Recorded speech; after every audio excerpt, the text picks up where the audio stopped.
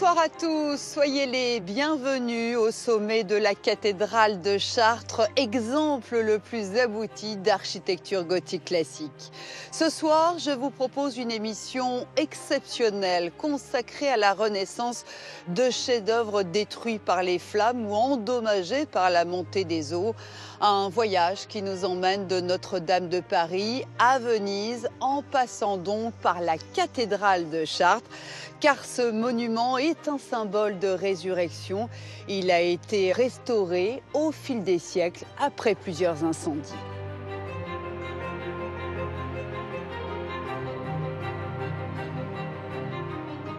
Regardez ces deux flèches, elles sont très différentes l'une de l'autre. La tour sud est la plus ancienne, elle date du XIIe siècle et a été construite sur une base romane, carrée et massive.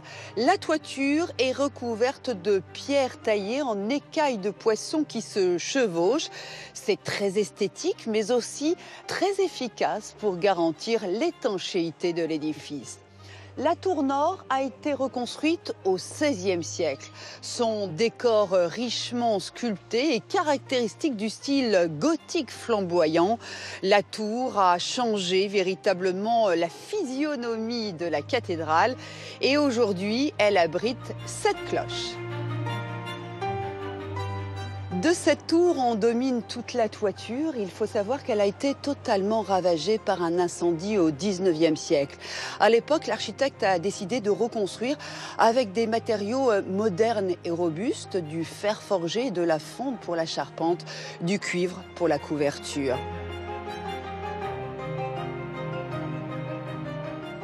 L'histoire récente nous a montré à quel point les monuments sont vulnérables face au feu. Nous avons pu retourner au cœur du chantier de Notre-Dame de Paris. La dépose de l'orgue recouvert de poussière de plomb a commencé à l'automne. Le démontage délicat de l'échafaudage touche à sa fin. Renaître après le feu, c'est un film de Thibaut Marchand et Raphaël Licandro.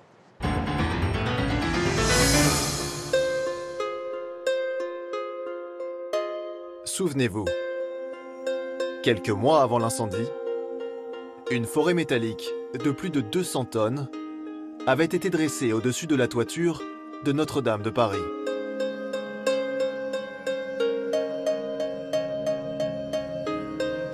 Cet échafaudage composé de 40 000 tubes devait permettre de restaurer la flèche, alors en mauvais état.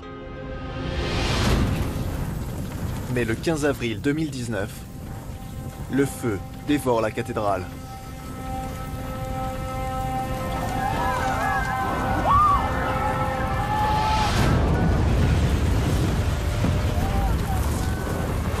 Dans le brasier, la température dépasse les 800 degrés et fait partiellement fondre l'échafaudage.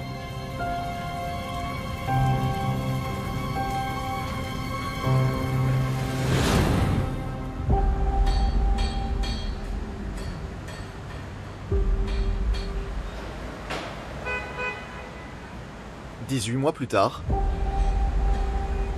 Notre-Dame présente toujours ce trou béant, là où se tenait la flèche.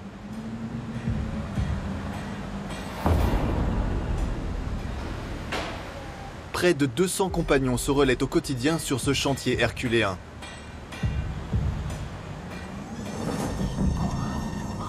Notamment les échafaudeurs, qui ont la lourde tâche de démonter cet enchevêtrement inextricable de tubes. Il y a toujours urgence. Si cet échafaudage calciné venait à s'effondrer, il emporterait avec lui une grande partie de l'édifice. Les 2/3 ont déjà été démontés. Mais cette opération, débutée il y a 4 mois, s'avère extrêmement difficile.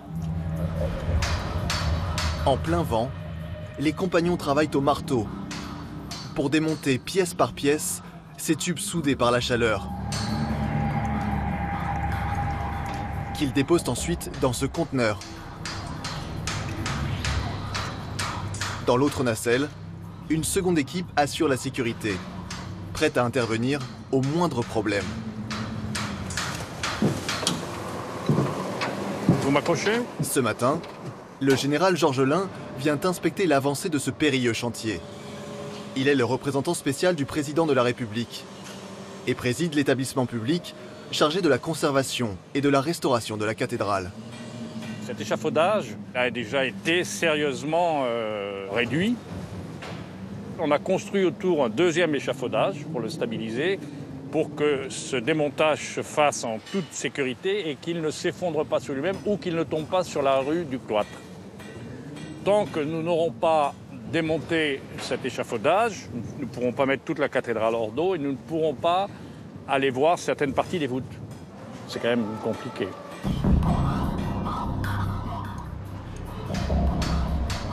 À l'intérieur aussi, le chantier bat son plein pour panser les plaies de la cathédrale.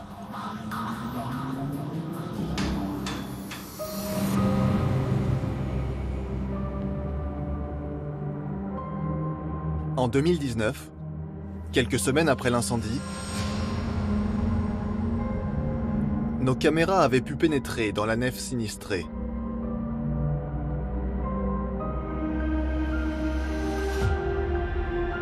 Les vestiges de la flèche et de la charpente gisaient encore sur le sol.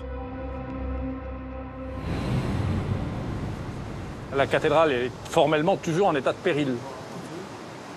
Mais Dieu merci, c'est quand même passé beaucoup de choses. Nous ne chômons pas. Notre architecte, Philippe Villeneuve, est actif pour que ce chantier dépote. Dans la nef, les ultimes gravats calcinés sont retirés avec ce robot télécommandé.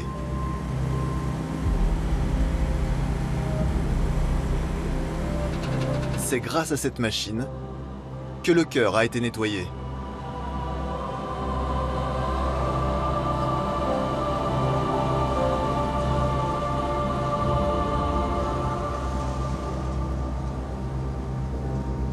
Car il est toujours strictement interdit de se déplacer sous les voûtes encore instables. De petits débris de bois et de pierre peuvent encore chuter régulièrement dans ces grands filets qui ont été tendus.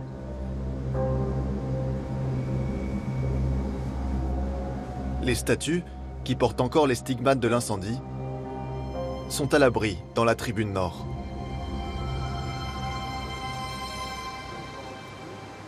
On va lancer très prochainement une inspection par radar de toutes les pierres de la voûte.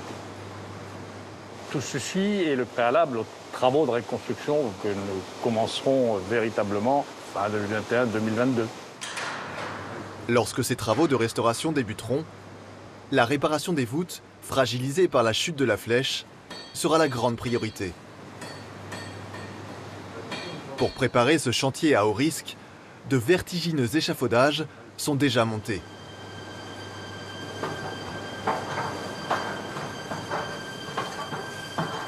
Ces tours éphémères permettent d'approcher des chefs-d'œuvre théoriquement inaccessibles, à plus de 30 mètres du sol.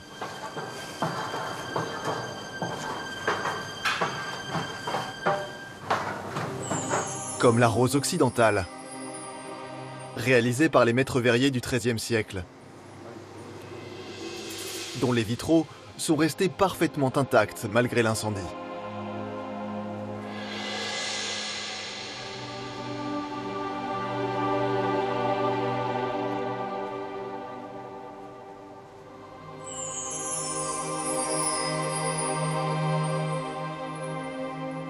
Vous avez la Vierge et l'Enfant et tout par exemple ici, vous avez les vis. L'avarice. J'aime beaucoup le médaillon de la lâcheté. C'est un chevalier qui jette son épée et qui est poursuivi par un lièvre. Cette figuration un peu naïve est une manière de lutter contre les vices. Je suis frappé par la qualité des couleurs. C'est une des beautés de l'art religieux. C'est-à-dire que les gens ont fait des choses qui ne sont pas nécessairement visibles à distance. C'est absolument extraordinaire de voir ça de près. Juste sous la rose, un autre chantier périlleux est en cours. Sur l'orgue, l'un des grands miraculés de Notre-Dame.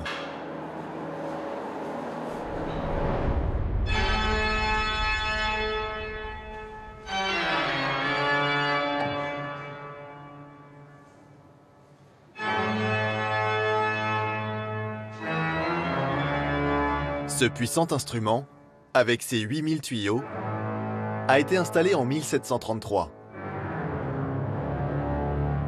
La réverbération de ces notes durait près de 8 secondes, d'un bout à l'autre de la cathédrale.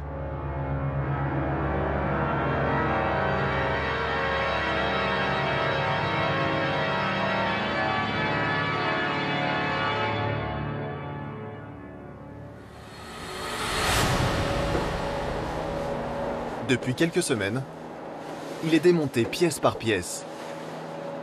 Car si les flammes l'ont épargné, il est entièrement couvert de poussière de plomb hautement toxique, issue de la flèche qui a fondu. Ce matin, les facteurs d'orgue désassemblent les tuyaux en bois, situés à l'intérieur de l'instrument.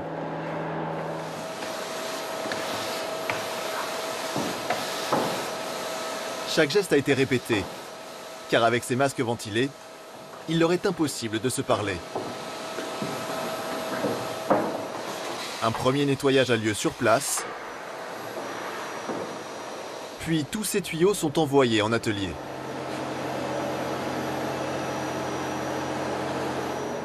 Deux heures plus tard, les particules volatiles sont retombées. Le chantier est à nouveau accessible sans danger. C'est un espèce de chantier dans le chantier. Nous avons une planification vraiment millimétrée. Nous prévoyons 6 mois pour harmoniser l'orgue, pour que tout soit absolument parfait. 6 mois, c'est considérable. L'orgue de Notre-Dame, c'est le plus grand orgue de France, un des plus grands orgues européens par conséquent du monde. C'est quand même l'âme de la cathédrale. C'est elle qui fait vibrer l'architecture. Et nous avons tous hâte de réentendre cet orgue magistral.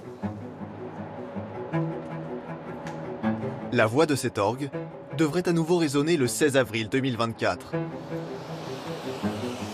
À cette date, l'essentiel des restaurations devra être terminé pour que Notre-Dame puisse rouvrir ses portes.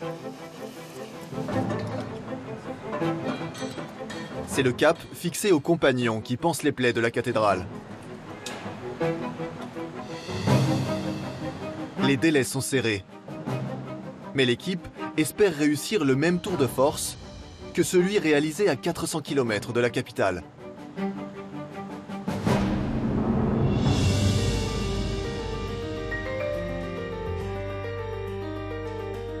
Sur les bords de la Loire, à Nantes, celle que l'on surnomme la Petite Notre-Dame est elle aussi en train de renaître de ses cendres.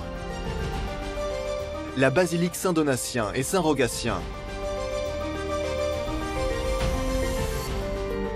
édifiée à la fin du XIXe siècle dans le style néo-gothique, sa façade rappelle celle de la cathédrale de Paris.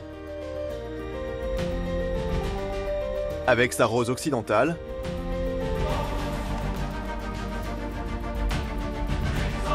sa galerie de statues monumentales et ses tours percées de hautes baies sur chacune des faces. Un vaste programme de restauration est en cours, car 4 ans avant Notre-Dame, cette basilique a elle aussi failli disparaître dans les flammes. En plein cœur de Nantes, la basilique Saint-Donatien est en feu. 15 juin 2015. Il est 10 h lorsqu'un violent incendie, d'origine accidentelle, se déclare.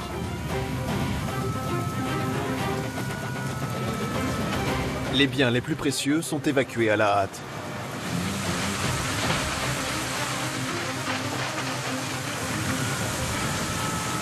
Je passais devant l'église tous les jours pour aller à l'école. J'ai toujours, puis après pour aller travailler, j'ai toujours été... C'est un choc.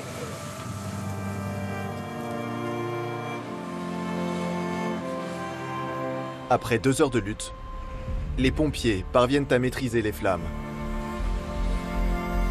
L'incendie n'a fait aucune victime, mais les dégâts sont considérables.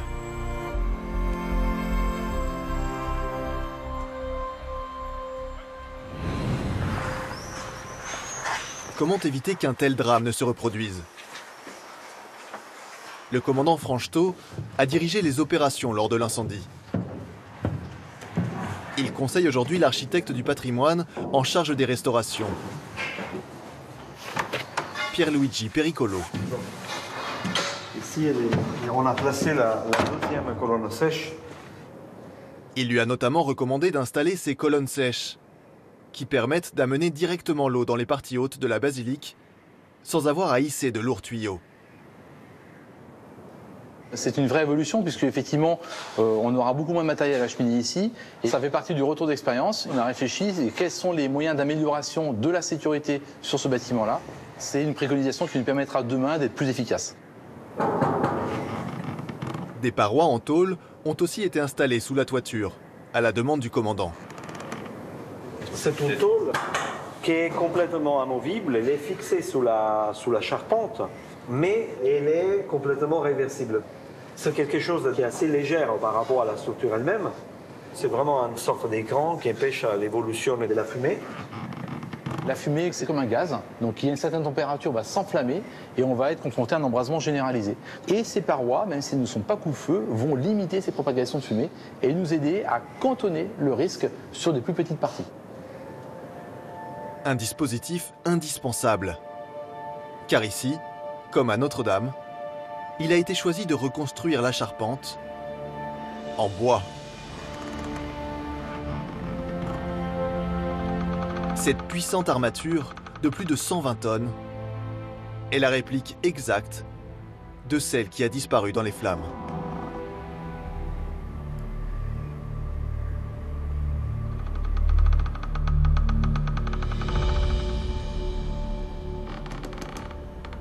On avait choisi dès le départ de refaire la charpente telle qu'elle était, après avoir évalué toutes les possibilités. Ça s'est fait un peu naturellement parce que c'est un matériau durable et il aurait fallu changer complètement des dispositifs sous les murs porteurs. Donc on a choisi de restituer la charpente telle qu'elle était parce que c'est une belle charpente au point de vue technique et architectural. Ici on a gardé deux fermes d'origine qui ont été restaurées et conservées en place. C'est les seules deux fermes qu'on a pu conserver de l'incendie et qui vont rester un peu comme élément de l'histoire de ce bâtiment qui va, j'espère, traverser les siècles après la restauration. La partie la plus fragile, c'était les assemblages. C'est les assemblages qui ont brûlé en premier et du coup la charpente s'est effondrée comme un château des cartes. Pour la partie là, le bois, vous voyez, avait été attaqué sur 1 centimètre, mais ce n'était pas encore détruit et donc on a réussi à les conserver. Sous la charpente, on distingue la partie extérieure des voûtes, qui elles aussi ont dû être entièrement restaurées, comme le seront celles de Notre-Dame. Certaines voûtes de la basilique ont été percées et menaçaient de s'effondrer. Des cintres ont donc été installés pour les soutenir.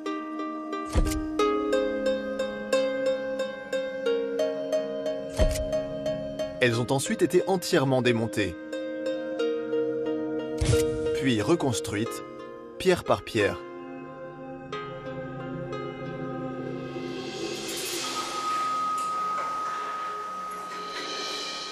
Cinq ans après l'incendie, ces travaux colossaux viennent tout juste de se terminer. Les pierres avaient été pratiquement brûlées.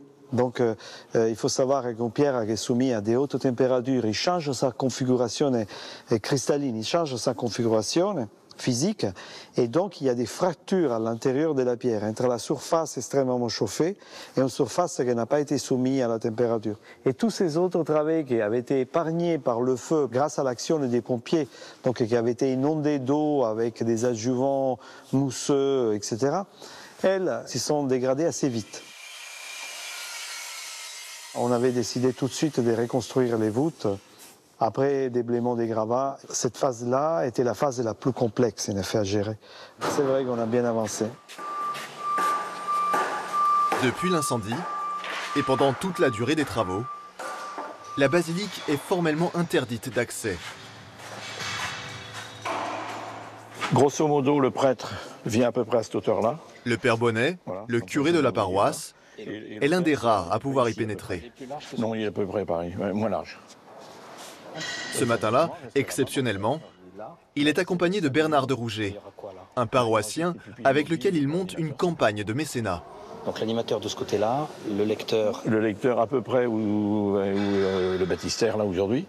On va refaire un chœur, vous voyez ici il est en ovale là, on va refaire le même chœur à la partie devant. La mairie prend en charge toute la restauration, par contre la restauration du chœur est à la charge de la paroisse. Voilà, c'est d'où mon collègue qui est là et qui lui cherche à récupérer quelques sous. Et ça coûte quand même quelques centaines de mille euros. Et donc aujourd'hui, par le site internet de la paroisse, les gens peuvent verser des dons, selon la méthode d'aujourd'hui du mécénat bien connu. Le père Bonnet espère une réouverture prochaine de la basilique, à l'intérieur de laquelle il n'a plus officié depuis 5 ans. Les gens du quartier ont été très émus, et ce n'est pas un problème de croyance. Il y a beaucoup de gens que je rencontre aujourd'hui qui me disent quand est-ce que notre basilique va ouvrir, et ce n'est pas des gens que je vois régulièrement dans l'église. Ils s'y intéressent d'une part parce qu'ils sont comme nous dans l'impatience de pouvoir revenir dans cette basilique. Ils s'aperçoivent que extérieurement la restauration est bien faite et ils se disent et à l'intérieur, quand est-ce qu'on rentre? Selon l'architecte Pierluigi Pericolo, les travaux devraient s'achever au printemps 2021. Pour mesurer l'avancée du chantier, il aime se rendre au sommet de la basilique. On voit bien qu'il y a des choses qui sont à terminer. Mais il faut tenir le rythme jusqu'au bout et garder le cap. Mais c'est vrai que ça change beaucoup depuis le lendemain de l'incendie. Nous, tous les gens qui se sont mobilisés autour de ce chantier, on ne s'est pas découragé, et on a mené bien à fond la mission de façon à montrer qu'après un désastre comme ça, on peut, si on travaille collectivement et tous dans le même sens, réussir à avoir des résultats. Je pense que les Nantais doivent être contents du travail que collectivement, une partie d'eux, ils ont fait.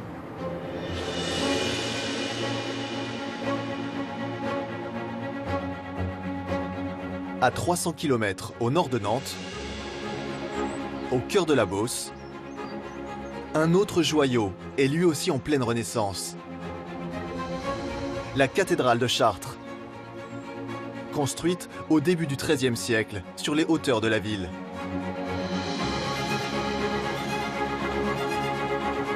Cette merveille de l'architecture gothique a subi elle aussi, 200 ans avant Notre-Dame, un incendie d'une violence inouïe.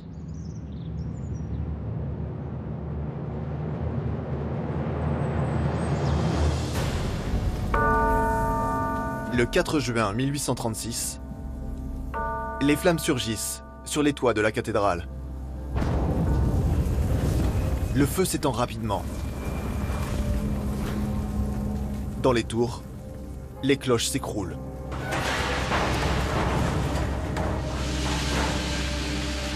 Les pompiers se battent toute la nuit. Ils sauvent l'édifice, mais la charpente médiévale est ruinée.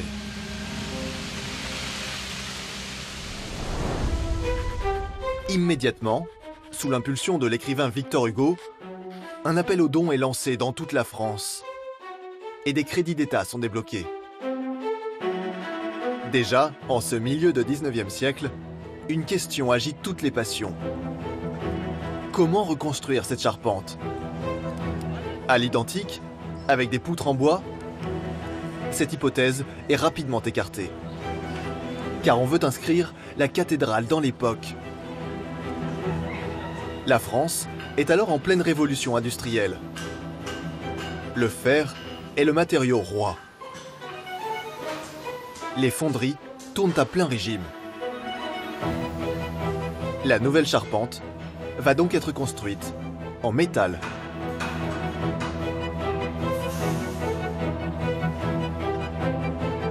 Elle se compose d'une centaine d'arbalétriers.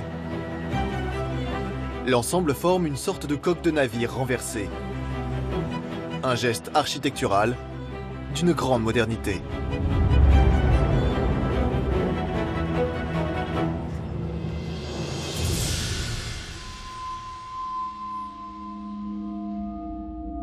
Cette armature en fer forgé et en fonte est restée parfaitement intacte depuis sa conception en 1837.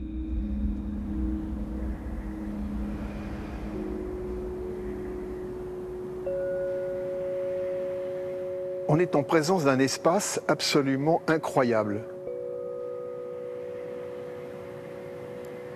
La première fois que je suis venu ici, il y a très longtemps, c'était vraiment pour moi un choc. Parce que on ne se sent pas écrasé par cet espace gigantesque et on a une impression de grande légèreté. La grande idée qui préside à cette structure, qui est quand même assez révolutionnaire et très culottée sans doute, c'est que ce projet libère complètement l'espace intérieur.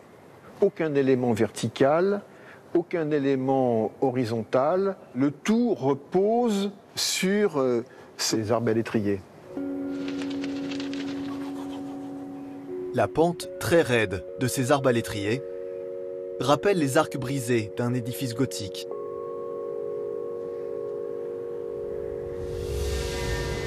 Comme si, dans leur nouvelle charpente ultra-moderne, les concepteurs du 19e siècle avaient voulu rendre hommage à leurs prédécesseurs, les bâtisseurs du Moyen-Âge.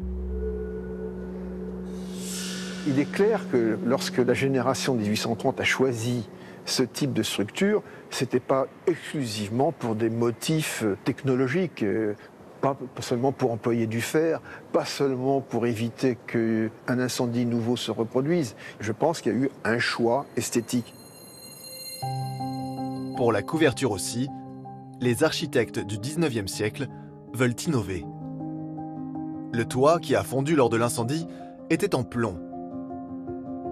Le nouveau sera en cuivre. Un matériau jugé plus beau et plus résistant.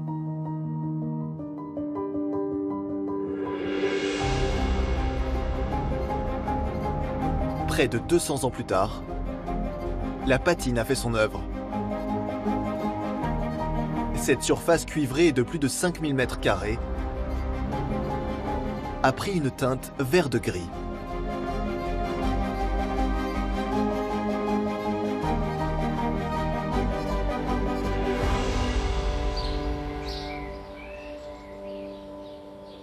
Pourquoi on a utilisé du cuivre? À la fin de l'Ancien Régime, on avait du côté des côtes normandes des quantités de plaques de cuivre qui servaient à l'industrie navale. La Révolution arrive, l'Empire, la marine subit des pertes absolument considérables et on se trouve avec des stocks de cuivre gigantesques dont on ne sait pas quoi faire. On a eu l'idée d'utiliser ces plaques de cuivre pour servir de couverture. C'est un matériau qui est assez lourd et c'est indispensable. Il faut des plaques qui soient suffisamment épaisses et suffisamment lourdes, ce que probablement le zinc ne permet pas avec autant d'efficacité. L'objectif, c'est d'avoir des plaques dont le recouvrement évite que, par grand vent, ces plaques se soulèvent et laissent passer de l'eau. Ces matériaux résistent parfaitement à la corrosion. Ça n'a jamais bougé. En 1841, après 4 ans de travaux, l'édifice est entièrement restauré. Mais il n'est pas désencrassé. Aucun nettoyage n'est effectué. À l'intérieur, la saleté s'accumule décennie après décennie. La cathédrale plonge peu à peu dans le noir.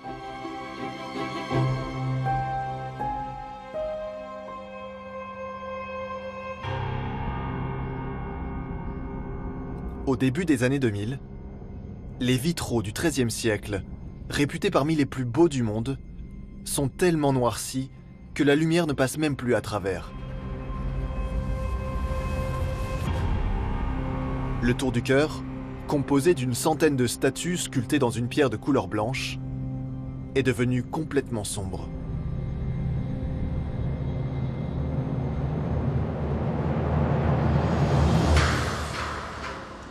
Aujourd'hui, ces statues sont en pleine cure de jouvence. Le restaurateur d'art Michael Graton les nettoie grâce à une technique insolite à base de latex liquide.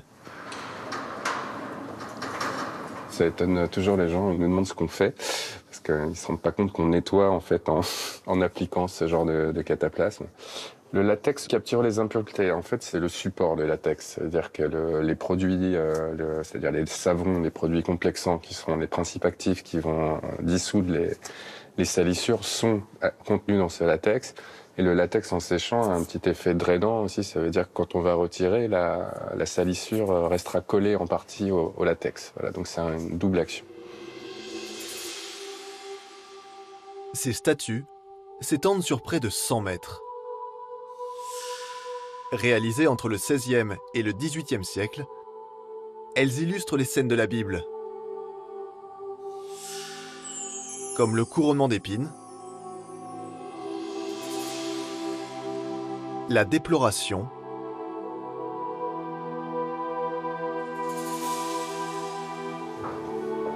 ou encore la transfiguration, sur laquelle est en train de travailler Michael Graton. Le Christ y est représenté aux côtés de Moïse,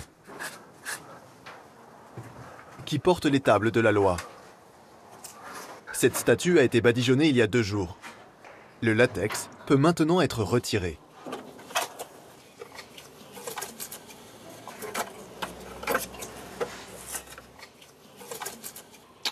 C'est plutôt pas mal. On voit bien la crasse qui est restée sur le latex, qui était dans les plis dédrapés. Ça a vraiment bien fonctionné, là c'est intéressant. C'est un premier nettoyage, vous voyez, elle était comme ça avant, cette couleur-là.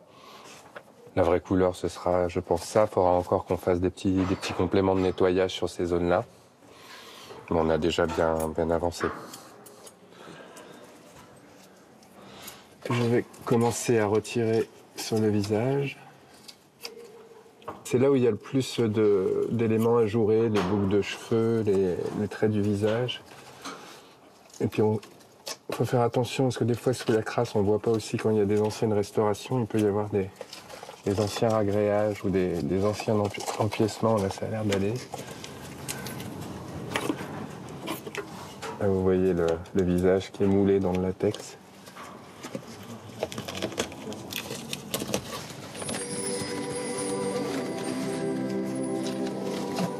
Pas mal. Le tour de chœur de Chartres, c'est un ensemble exceptionnel. Ça faisait des années que je rêvais de travailler dessus. Et oui, c'est assez émouvant.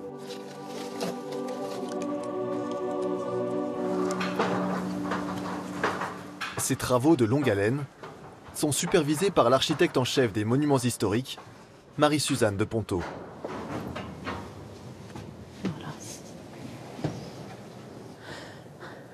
C'est toujours impressionnant en fait. Vous avez l'état des statues non nettoyées à côté et celle-là, ça n'a plus rien à voir.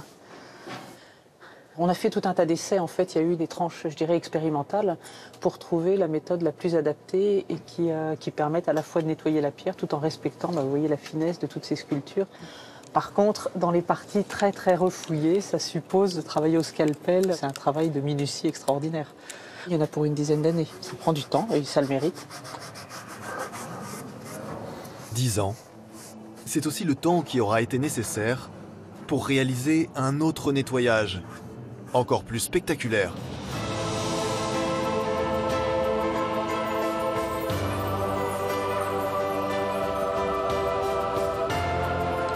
Le chœur et la nef ont retrouvé leur éclat d'origine, grâce aux travaux terminés il y a quelques mois. Tous ces parements ont été entièrement brossés à la main.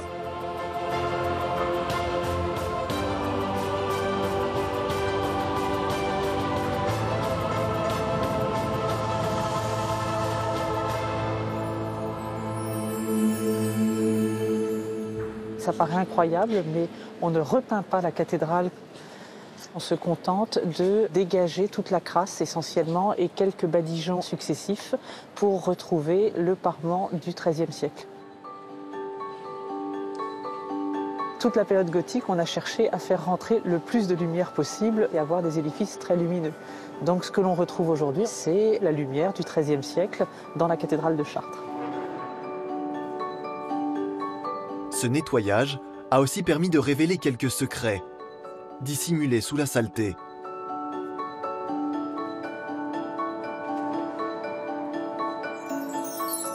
Notamment ce graffiti, daté de plus de 800 ans, qui semble représenter un prêtre dans une chaire.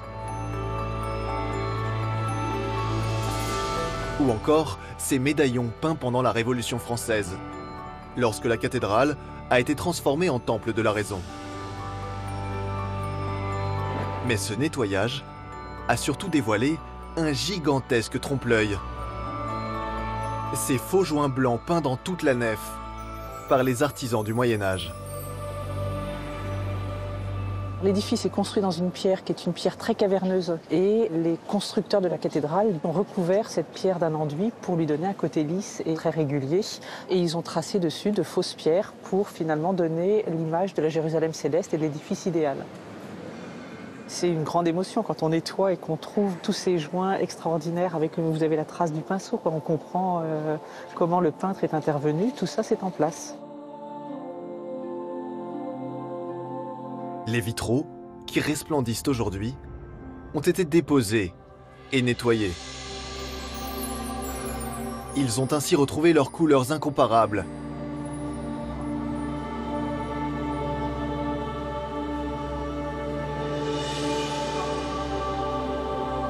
Notamment, ce célèbre bleu cobalt, plus connu sous le nom de bleu de Chartres.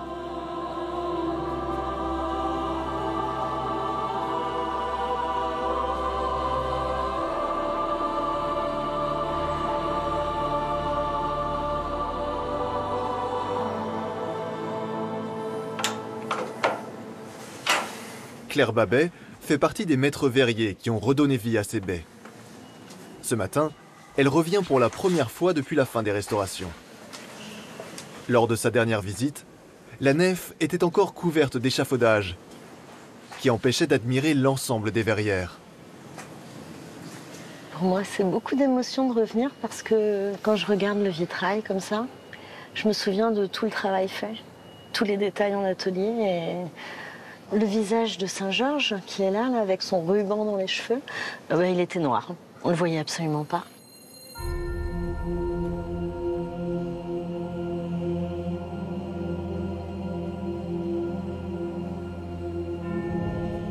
Le corps de Saint-Georges martyr dessous avec toutes les épées, là, c'est pareil, il était complètement noir et on ne le voyait quasiment plus.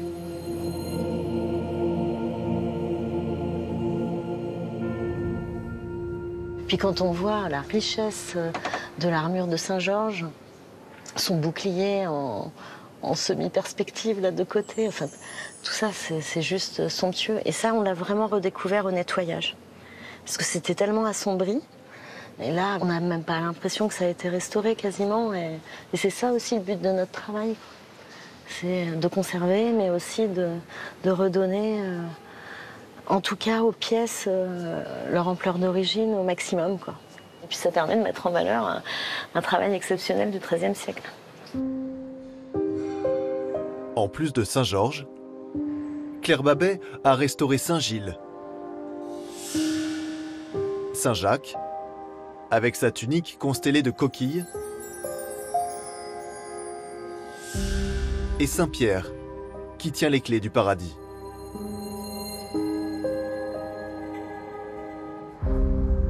Grâce à son travail, on redécouvre le message de cette Bible de verre.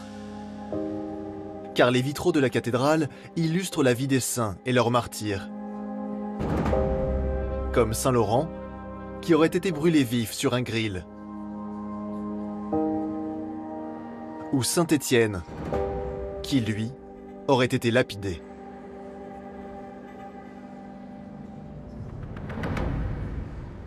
On dit toujours que c'était un peu les BD du Moyen-Âge. C'est-à-dire que les gens ne savaient pas lire, écrire, enfin très peu. Et donc du coup, ils avaient toute cette imagerie à disposition pour apprendre la Bible, tous les épisodes de la vie des saints. Et ce qui est intéressant, c'est aussi le registre des donateurs. Parce qu'à Chartres, énormément de fenêtres représentent des métiers. Donc on suppose que ce sont leurs donateurs. Et là, en l'occurrence, on a donc la baie des tisserands. On a un métier à tisser qui est extrêmement bien représenté, donc du XIIIe siècle. On a tous les détails du mécanisme, les petites cordelettes, les navettes, enfin, c'est extrêmement bien fait. Et ça aussi, c'est très fort parce que même avec une représentation un petit peu schématique en fait au XIIIe siècle, ils arrivent à représenter exactement chaque élément. Donc ça donne aussi beaucoup d'indications sur la vie au XIIIe siècle en fait. C'est certainement sur la façade ouest que le génie de ces maîtres verriers du Moyen-Âge est le plus éclatant. La rose gothique qu'elle abrite a été réalisée en 1215 et mesure plus de 13 mètres de diamètre, ce qui en fait l'une des plus grandes du monde. Elle représente le jugement dernier. Claire Babet a eu le privilège de la restaurer. Je la trouve sublime. Ça fait vraiment une composition en pétales de fleurs à la fois légère et présente. Enfin, c'est vraiment magnifique. Tout en bas, là, on a le Léviathan, la tête à l'envers, qui dévore les âmes. Enfin, c'est assez génial. Et puis surtout, ce Christ en majesté au centre de la rose. Alors lui qui était totalement noir. On ne voyait plus rien, on ne voyait plus son corps, ni son drapé. Et là, on a fait un gros travail de recomposition pour lui redonner de la lecture. La rose, dans sa configuration d'origine, c'est une pose médiévale contre la pierre. Les panneaux sont juste pincés par des grosses clavettes qui les plaquent sur la pierre. C'est juste fou, quoi. Enfin, ça paraît extrêmement simple comme système de pose, et pourtant c'est d'une efficacité redoutable, puisque les vitraux sont toujours là au bout de 8 siècles. Moi, je suis restauratrice, mais créatrice aussi, et juste imaginer le processus de création au XIIIe siècle, et voir ces œuvres-là, ça bluffe, quoi. Ils avaient une maîtrise de leur art absolument incroyable.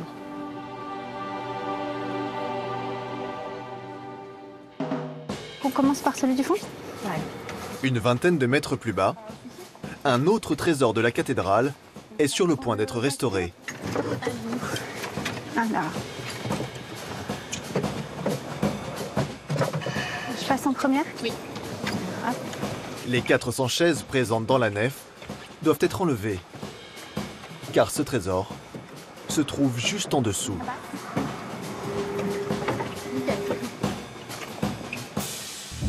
Ce gigantesque labyrinthe, incrusté dans le sol depuis plus de 800 ans.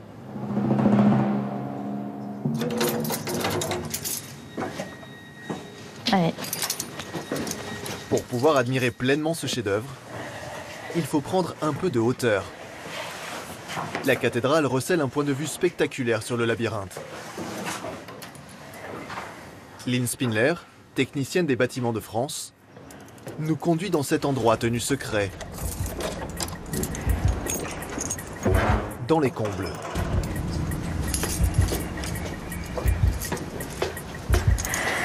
Ça se mérite. Là-haut, elle doit s'équiper d'un harnais pour éviter la chute. Allez.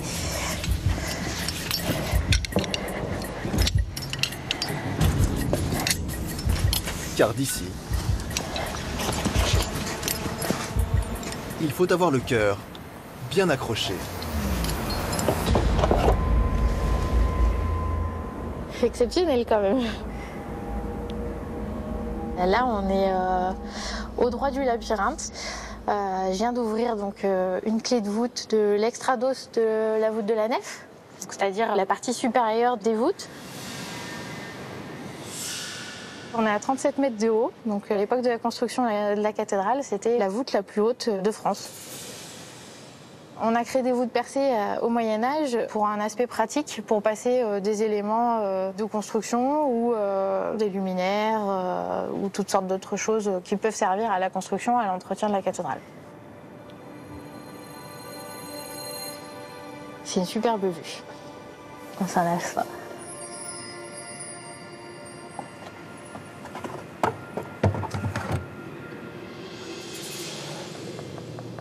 À l'aube, avant l'arrivée des premiers visiteurs, les restaurateurs d'art se mettent au travail, sous la direction de la conservatrice Irène Jourdeuil. Peut-être qu'aussi on va mieux comprendre au fur et à mesure des observations oui, je pense, ouais. La Constitution. Ouais.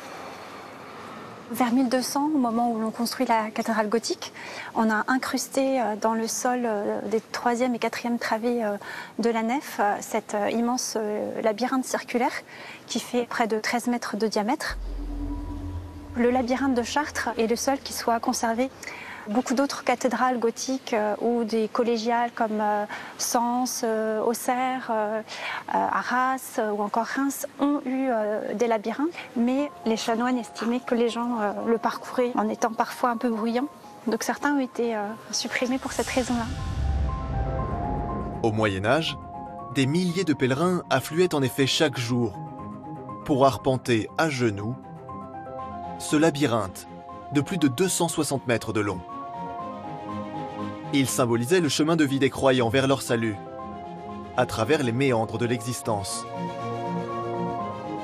Son tracé ne présente aucun piège, aucune impasse. Tous les fidèles pouvaient ainsi parvenir jusqu'au centre. Ils se prosternaient alors devant une plaque représentant Thésée contre le Minotaure. À cette époque, le Christ était souvent comparé à ce héros de l'Antiquité. Thésée avait terrassé le Minotaure. Le Christ, lui, avait vaincu le mal grâce à sa résurrection.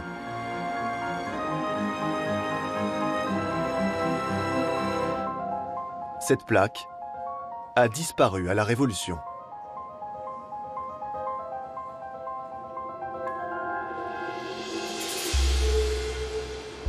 À première vue, le labyrinthe est en bon état, malgré ses 800 ans d'existence. Mais en réalité, il présente une multitude de blessures que les restaurateurs Agathe Houvet et Anthony Quatrevaux doivent relever. Ça, c'est des trous qu'on va noter parce qu'ils sont assez importants. C'est dangereux, il y a quand même beaucoup de passages, il y a des gens qui viennent, il y a des mariages, il y a des baptêmes. Ça peut être à l'origine d'une chute, donc c'est important d'intervenir sur ces trous-là. Et puis, deuxièmement, c'est inesthétique. Je relève aussi les fissures. Là, par exemple, on en voit une. Celles-ci, on va les noter, parce que c'est important d'intervenir aussi. Il faudra les combler, mais sans remplacer les pierres d'origine. Pendant plusieurs heures, les restaurateurs scrutent, mesurent, presque 5 cm. nettoient les moindres interstices, sur une superficie de plus de 130 mètres carrés.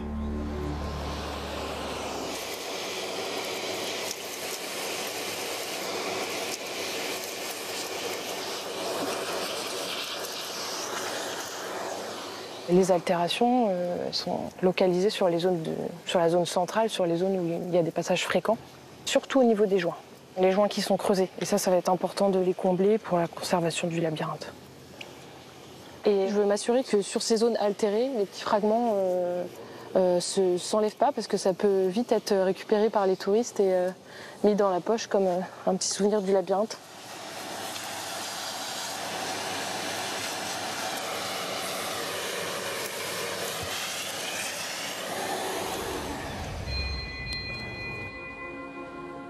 C'est une réelle chance de pouvoir travailler sur le labyrinthe, d'être tout seul au milieu de ce décor magnifique.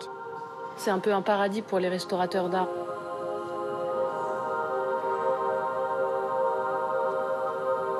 Dans ce paradis, le chantier semble permanent.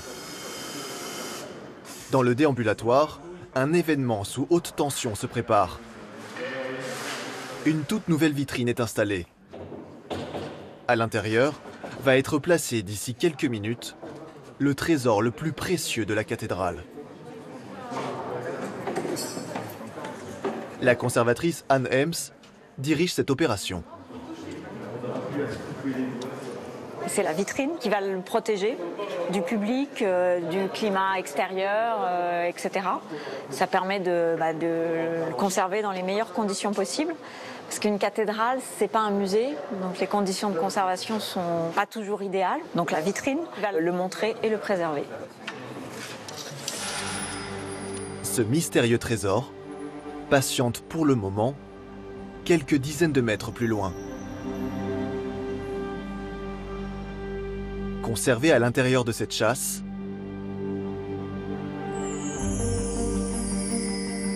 voici le voile de la Vierge, l'une des reliques les plus célèbres de la chrétienté.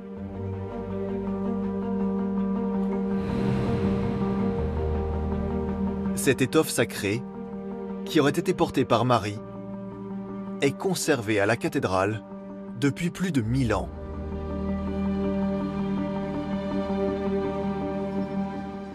La relique est tellement importante, il faut s'imaginer, pour un catholique, c'est une relique de la mère de Jésus. Et c'est vraiment ce qui a fondé le rayonnement de la cathédrale de Chartres, et aujourd'hui encore. Elle a été offerte à la cathédrale de Chartres par Charles le Chauve en 876.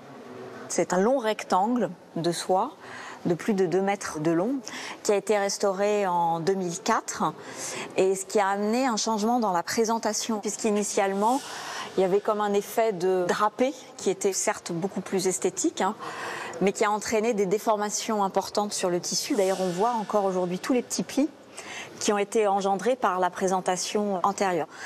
On l'a retendu, consolidé les endroits qui étaient fragiles et décidé donc d'une présentation un peu différente qui garantit une conservation plus pérenne du tissu.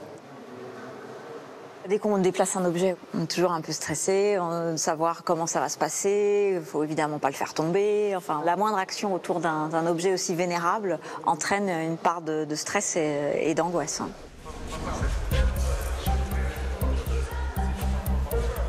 La vitrine est enfin prête.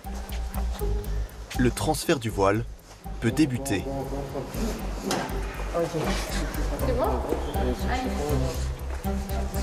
Le reliquaire, qui pèse plus de 80 kg, va être déplacé sur un brancard.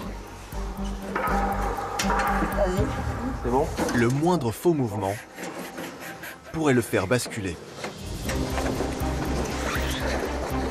Attention là.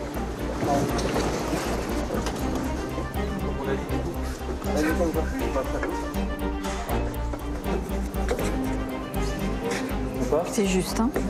Ça passe, ça passe. Ouais.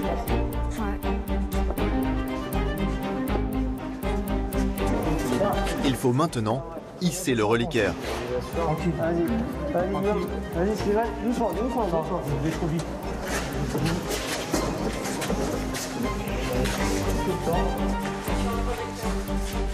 C'est lourd, il faut le lever, il ne faut pas que ça bouge trop. On voit que c'est pas si simple. Je serai rassurée quand elle sera dedans, mais ouais, c'est très émouvant.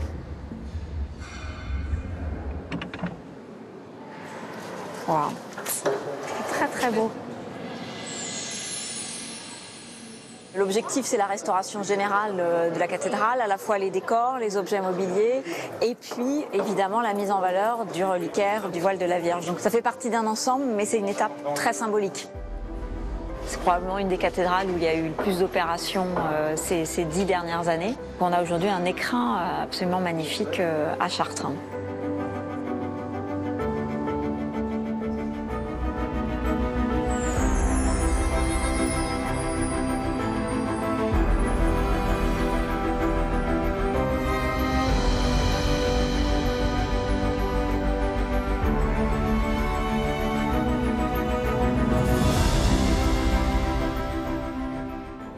À la cathédrale de Chartres, les travaux de restauration ne s'arrêtent jamais. De cette coursive, on aperçoit la chapelle Saint-Pia, construite au XIVe siècle. Elle vient tout juste de retrouver sa luminosité et sa pureté d'origine. Elle sera accessible au public en 2022 et on pourra y admirer le trésor de la cathédrale. Je voulais également vous montrer une prouesse architecturale qui rend cette cathédrale tout à fait unique. Un ensemble impressionnant d'arcs-boutants doubles en parfait état, construit au XIIIe siècle. C'est une innovation technique. Les bâtisseurs ont trouvé là les moyens d'alléger la structure, de créer des ouvertures et d'élever au maximum le monument jusqu'à 37 mètres de hauteur, un record pour l'époque.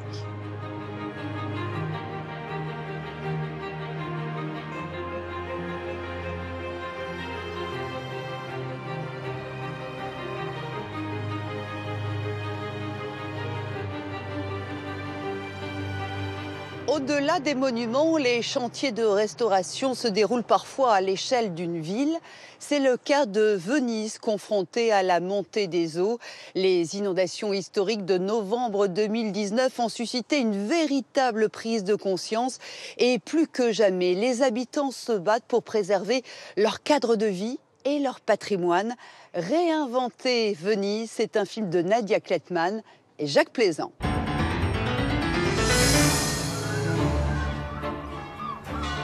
Depuis 1600 ans, la Sérénissime semble flotter sur la lagune, défier le temps et les éléments.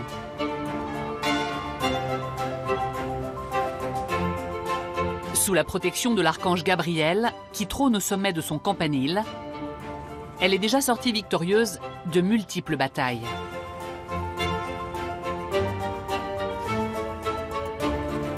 Aujourd'hui, elle doit livrer un nouveau combat contre la montée des eaux qui menace son patrimoine. Place Saint-Marc, le cœur historique de la ville, se dresse un des plus beaux joyaux de ce patrimoine. La basilique Saint-Marc, édifiée à partir du XIe siècle.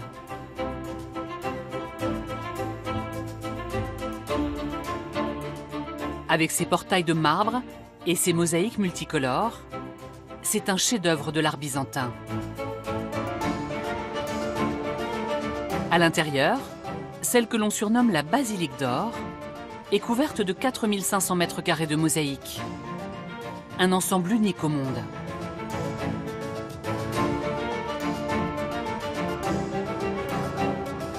Mais Saint-Marc a été construite à seulement 73 cm au-dessus du niveau de la mer.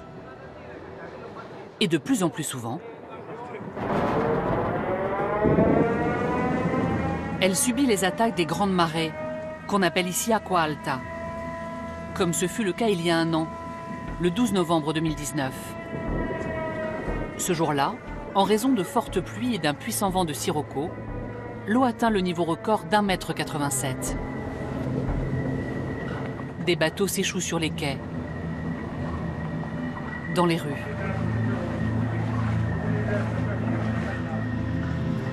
L'image incroyable de cet homme nageant sur la place Saint-Marc fait le tour du monde. La basilique est l'un des monuments les plus touchés, comme en témoignent ces images tournées à l'intérieur par le personnel.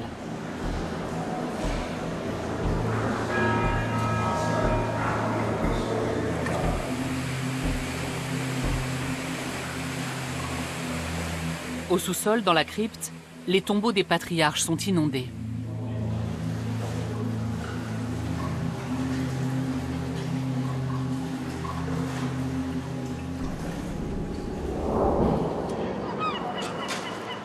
Quelques jours plus tard, la mer s'est retirée. Mais l'eau affleure encore sur le parvis de la place Saint-Marc.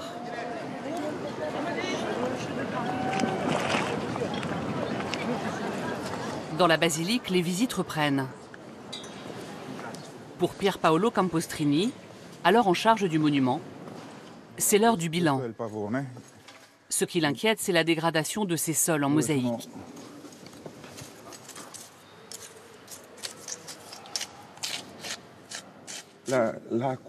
L'eau, qui est arrivée par en dessous, a exercé une très forte pression sous le sol. Le support de ciment de cette mosaïque s'est soulevé et son dessin a commencé à se désagréger. Dans l'urgence, les restaurateurs prodiguent les premiers soins.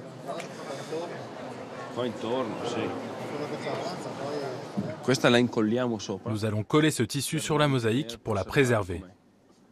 Si on la laisse comme ça, les tesselles vont continuer à se décoller et à se perdre. Là, on bloque le processus. L'autre préoccupation de Pier Paolo, c'est l'état de la crypte, où des années d'efforts risquent d'être anéanties. C'est un lieu qui a été inondé pendant des siècles. L'eau s'infiltrait par le sol. Dans les années 90, on l'a restauré. On a mis un sol en ciment imperméable et injecté de la résine dans les murs. Après cette crue, il va falloir refaire tous les travaux d'étanchéité, car l'eau a commencé son travail de destruction.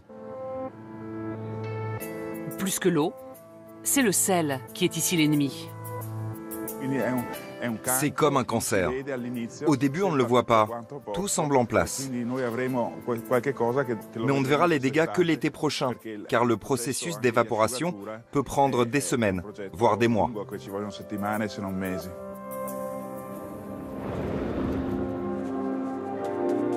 Dix mois après la catastrophe, dans la nef, fermée au public, on se bat toujours contre le sel imprégné dans les mosaïques. La restauratrice Elisabetta Ancelotti exerce ici depuis plus de 30 ans et connaît bien cet ennemi. Elle utilise une technique simple, mais qui a fait ses preuves. J'applique des compresses avec de l'eau déminéralisée. L'eau attire les molécules de sel qui se fixent ensuite sur le papier. Plus on laisse le papier en place et plus le sel se fixe. Ensuite, on retire le papier et on recommence plusieurs fois afin de désaliniser au maximum. C'est le préalable à toute autre intervention. Comme tous les restaurateurs qui se battent pour sauver ce patrimoine fragile, Elisabetta a parfois l'impression de réaliser un travail de Sisyphe.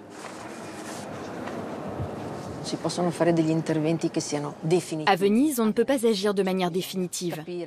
Il faut comprendre les problématiques spécifiques de cette ville et s'adapter.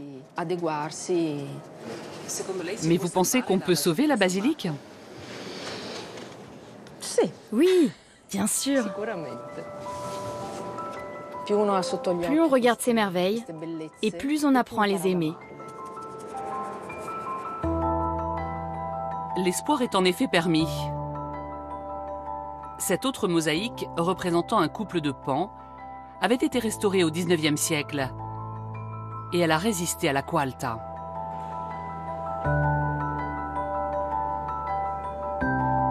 Ce n'est en revanche pas le cas de sa jumelle du XIIIe siècle.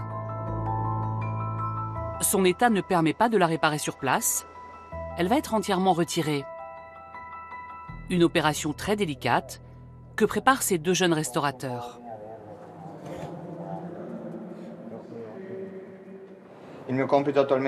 Je suis en train de poser la première couche de gaz qui permet de fixer la mosaïque pour sa prochaine dépose. Mon collègue applique ensuite une couche de résine pour enlever les bulles d'air et aplanir le tout du mieux possible afin de faciliter l'enlèvement.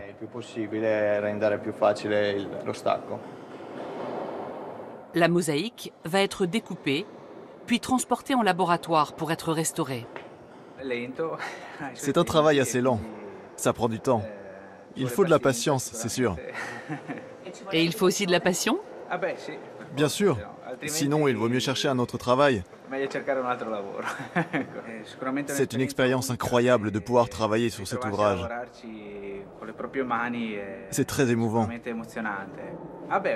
Je suis fier de participer à cette opération de sauvetage unique au monde. Un sauvetage qui prendra encore plusieurs mois.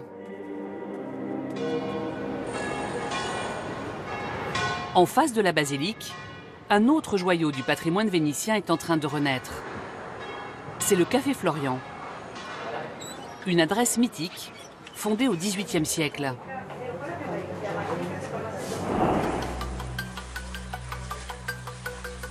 Lors de la grande Acqua Alta de novembre 2019, l'eau se fraye un chemin jusqu'à l'intérieur du café. Peu à peu, Elle envahit tout.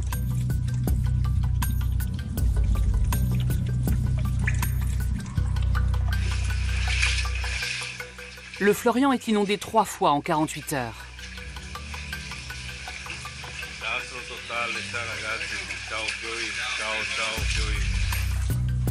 Parquet, fauteuil, divan, tout y passe. Les dégâts seront estimés à 100 000 €. Quelques jours après la décrue, le Florian a déjà rouvert ses portes. La directrice adjointe du café, Anna Rita Panebianco, reçoit les clients comme à son habitude.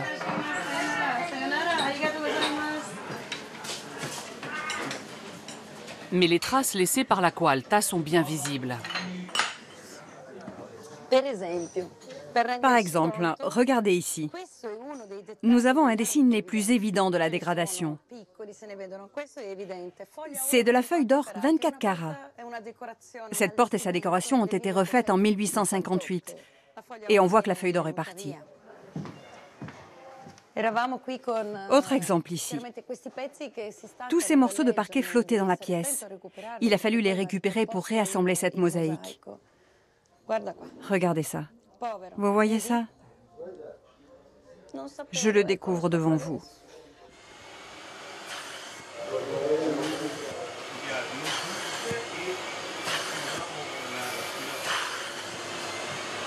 Pour éliminer l'eau salée encore imprégnée dans les divans, le directeur artistique du Florian tente une opération inédite.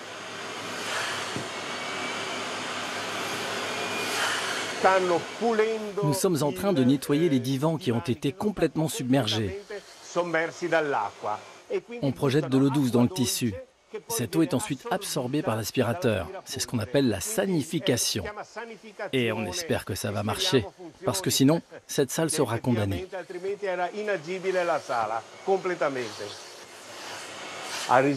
Ce café a résisté pendant plus de 300 ans et nous espérons qu'il va encore tenir bon les 3 prochains siècles.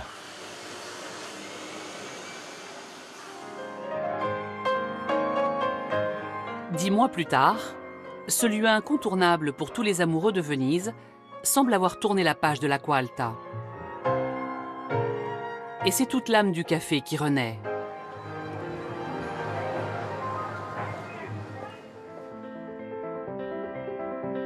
Symbole du luxe et du raffinement du siècle des Lumières, le Florian a toujours été un haut lieu de l'esprit vénitien.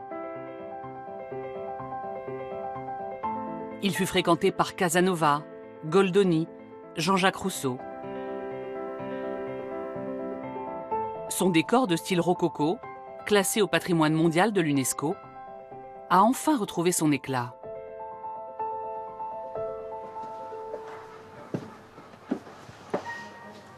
Je vous avais montré cette partie de la porte qui était complètement abîmée par l'eau.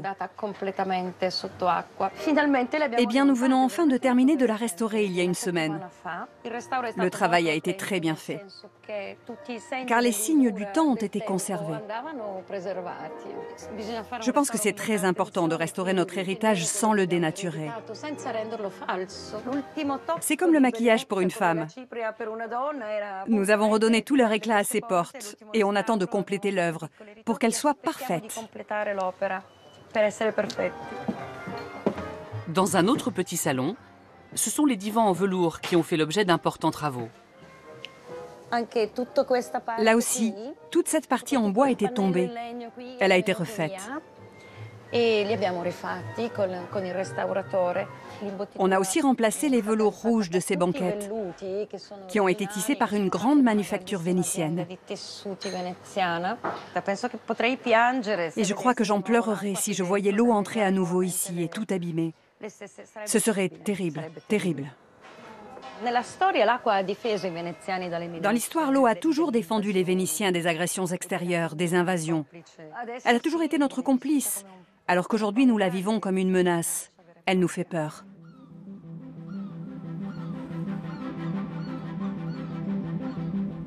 Pour lutter contre l'Acqua Alta, les Vénitiens cherchent sans cesse des solutions. Ils misent aujourd'hui sur un projet révolutionnaire. C'est aux portes de la lagune qu'ils ont conçu il y a plus de 30 ans un projet titanesque. Le Mosée, en français Moïse. Un nom biblique pour un système unique en son genre.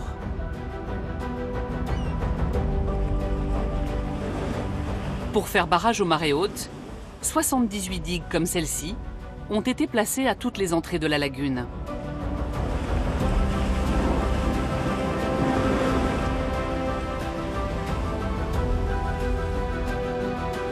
Leur construction, qui s'achève enfin, a représenté une véritable prouesse technologique. Tout se passe sous l'eau.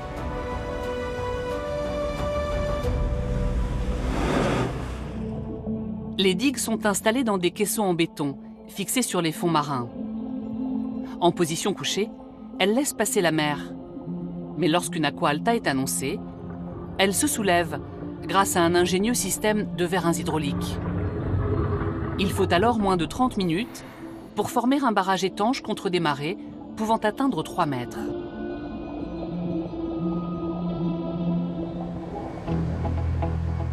Mais en Italie, le Mosée est surnommé le chantier maudit. Il a coûté 5,5 milliards d'euros, 3 fois plus que le budget prévu. Sa construction a été marquée par un vaste scandale de corruption, des défauts de conception et un retard de plus de 10 ans. Certains ont même affirmé qu'il ne fonctionnerait jamais. Pourtant, il y a 2 mois à peine, à l'annonce d'une marée d'1,30 m, les autorités vénitiennes décident de tester le Mosée, avec quelques mois d'avance sur le planning prévu. Malgré une mauvaise météo, toutes les digues se lèvent avec succès.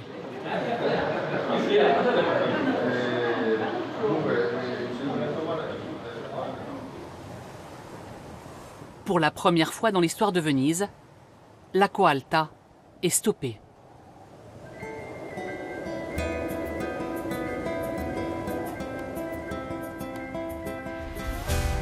Pour autant, Venise doit se battre contre une autre menace, permanente celle-ci.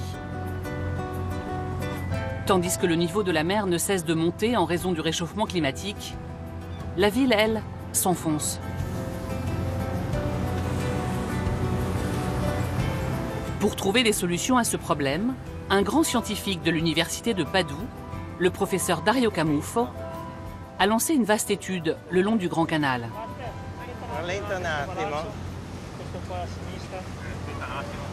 Il passe d'abord devant le Palais des Turcs, un magnifique édifice du XIIIe siècle dont le quai n'est plus du tout praticable.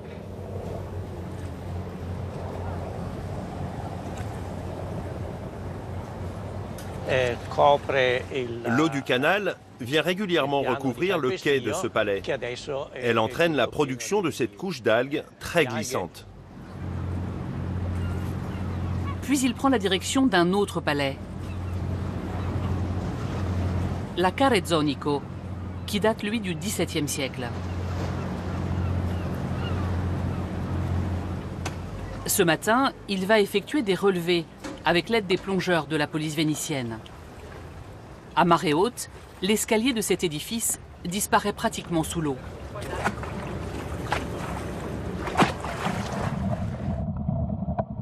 Objectif de cette plongée, déterminer à quelle profondeur se situent les marches les plus basses. 1,06 m. 1,06 m. Très bien. Et maintenant la suivante.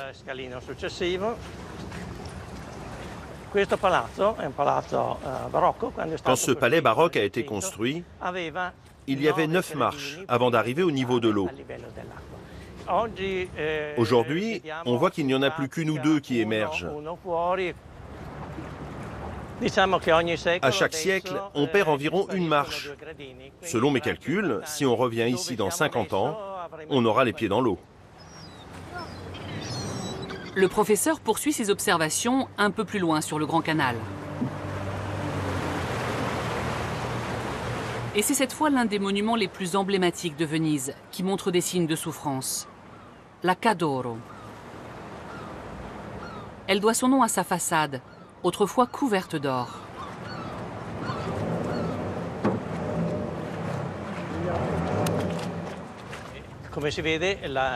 Comme on peut le voir, la marée haute a rejoint le niveau de la loggia et a submergé tout le sol.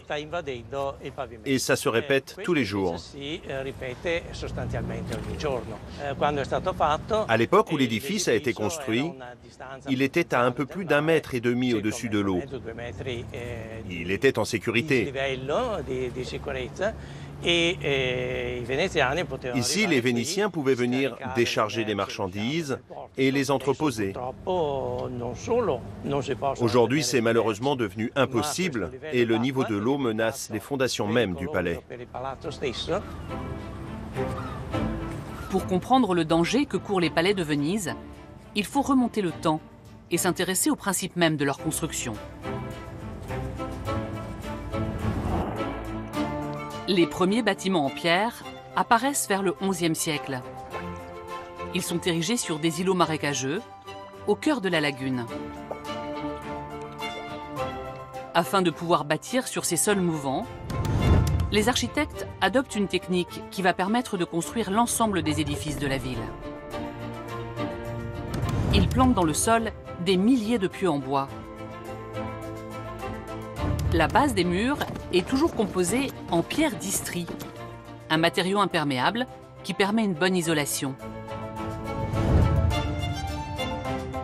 Puis des plateformes en mélèze sont installées pour accueillir les bâtiments, qui eux sont érigés en briques.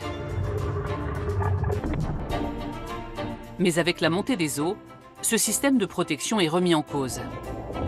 Les pierres d'Istrie sont submergées et les murs de briques imprégnés d'eau.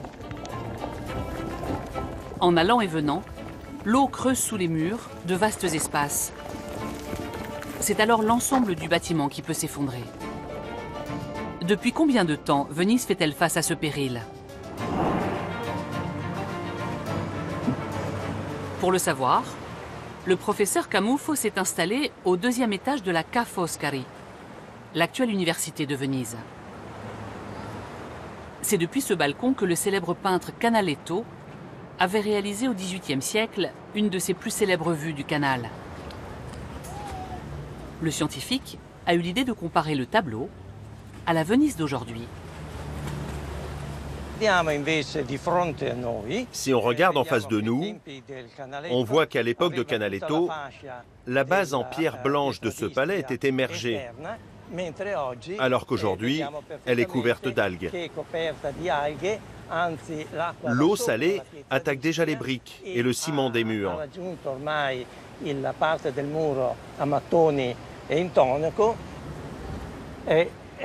Ici, à gauche, nous retrouvons dans l'enfilade tous les autres palais du tableau.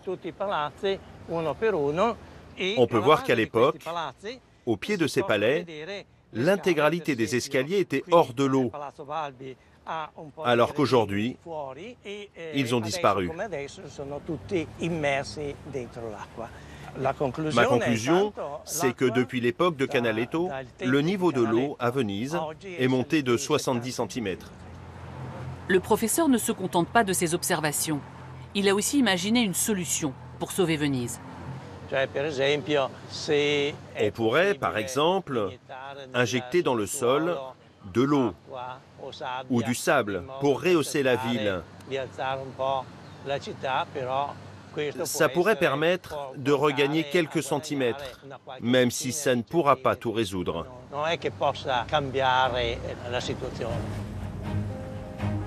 Une autre solution se trouve peut-être à l'extérieur de Venise. Du côté de la lagune.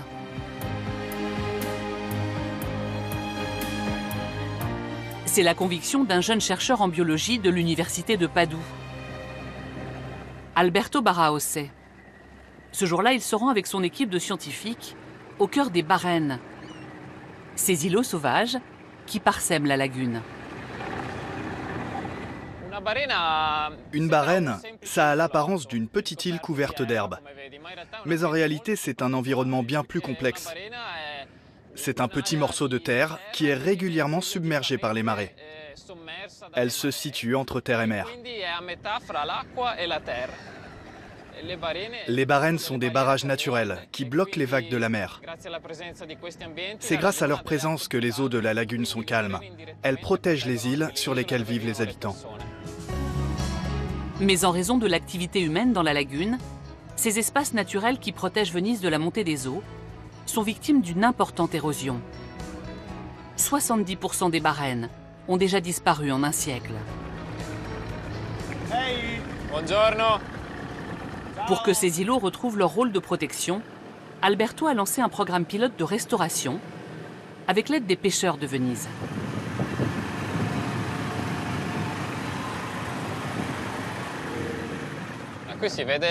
Ici, on peut voir une des interventions de notre projet. L'objectif est de reconstruire une petite partie de cette barène pour protéger de l'érosion toute la partie qui se trouve derrière. On le fait avec deux éléments. Le premier, c'est le bois. Le deuxième, c'est la vase. Avec le bois, on confectionne des fagots et des pieux que l'on place sur le bord de l'îlot que nous voulons reconstruire.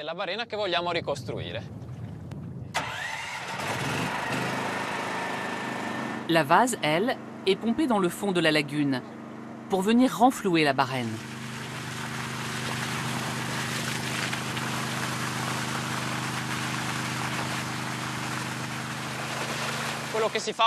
Nous déplaçons le tuyau de temps en temps, afin de bien répartir la vase sur tous les trous laissés par l'érosion.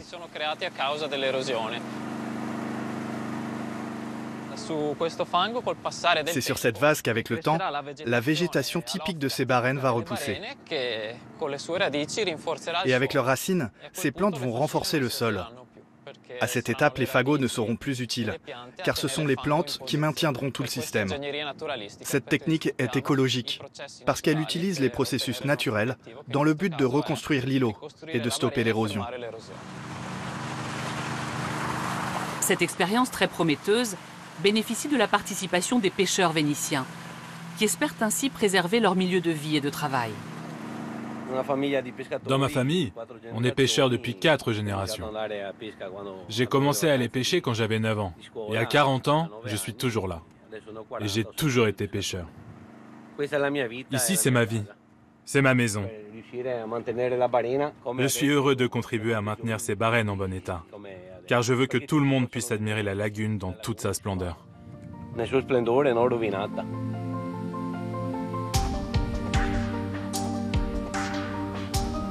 Venise, la courageuse, lutte inlassablement contre la montée des eaux. Mais elle doit trouver une solution à un autre défi majeur.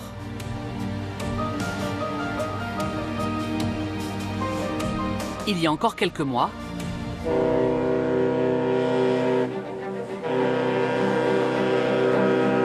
Venise, c'était ça. Une moyenne de 30 millions de visiteurs par an. Des embouteillages sur le Grand Canal. Des souvenirs d'importation bas de gamme.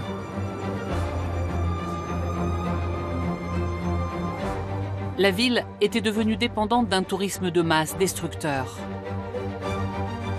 Mais au printemps 2020,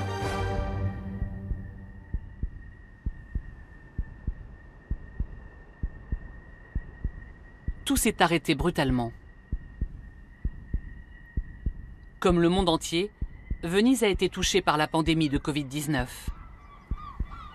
Livrée à ses seuls habitants, elle s'est transformée pendant plusieurs mois en un grand décor désert, hors du temps. Ce coup d'arrêt est peut-être pour Venise une chance de se réinventer. Ils sont nombreux à le penser.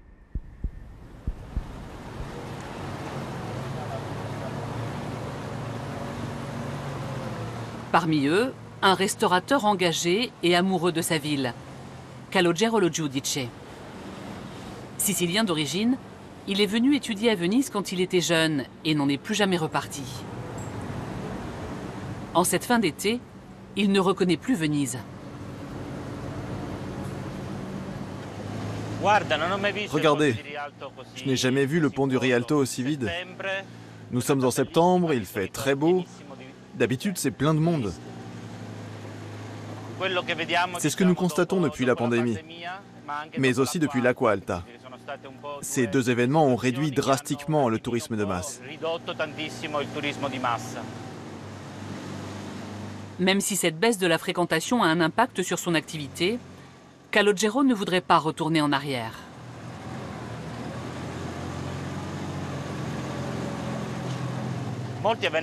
Beaucoup de personnes ne venaient plus à Venise, car c'était devenu Disneyland. On y mangeait mal, si on parle de mon secteur. Ça nous a fait comprendre que la monoculture touristique était devenue un gros problème. Parce que quand il n'y a plus de touristes, la ville est complètement vide. Toutes les activités économiques sont en crise. Et donc ces deux événements nous donnent l'opportunité de repenser le futur de la ville, de la reconstruire.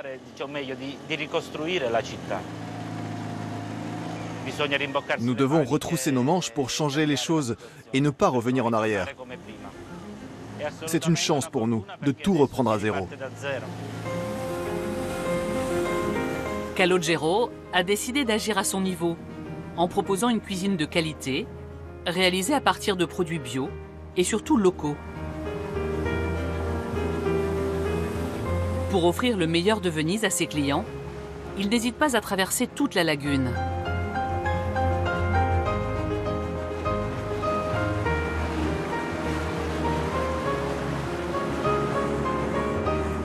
Après 2 heures de bateau, le voici à Pellestrina, une île réputée pour la qualité de sa pêche. Cette île, c'est un monde à part. Elle est loin de tout. Quand on vit à Pellestrina, on vit à Pellestrina, c'est tout.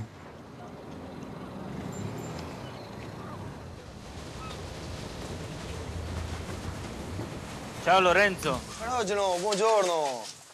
Calogero a trouvé sur cette île un produit d'exception. Les moules de Lorenzo Busetto, un des derniers mytiliculteurs de Venise.